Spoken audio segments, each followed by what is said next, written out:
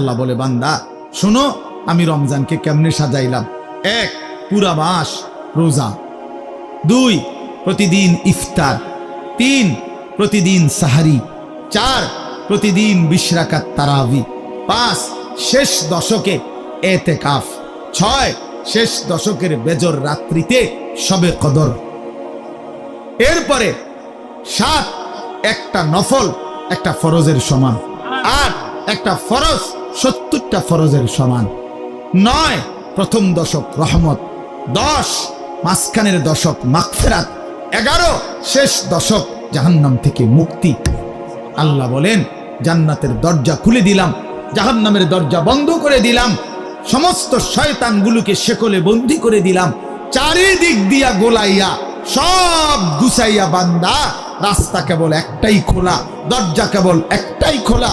পুরা রমজান রাতে আসো, দিনে আসো, দুপুরে আসো, শুধু আমার গোলামি করবা, গুনাহ ছেড়ে দিবা, আর একটা দরজা দিয়েই সবাই ঢুকবা, শুধুই জান্নাত, শুধুই জান্নাত, শুধুই জান্নাত, শুধুই জান্নাত।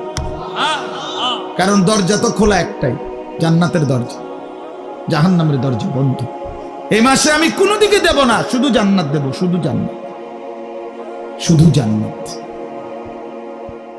এজন্য বাপ মহান আল্লাহ পাক রব্বুল আলামিন বলছেন, রমজান আমি কোরআন নাজিলের মাস।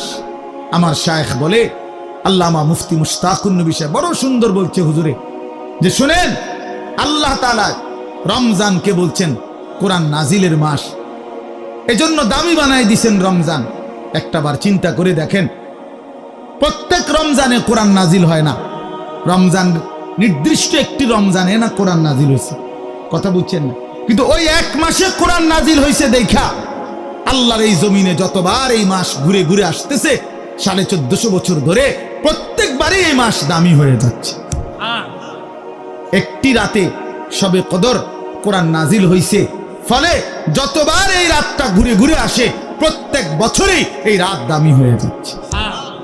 অতএব কোরআনুল কারীম এক রাত্রিতে নাজিল হইছে, এজন্য প্রত্যেকবারই ওই রাত্রি দামি।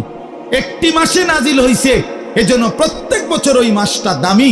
এজন্য যে ইমানদার কোরআনকে বুকে আগলায় নিছে, কোরআনকে নিজের জীবনে গ্রহণ করে নিছে, রমজানকে আপন করে নিছে, খোদার কসম রব্বে কারীম তাকেও সারা বছর সারা জিন্দেগি দামি বানায় দিছে, দামি বানায় দিছে।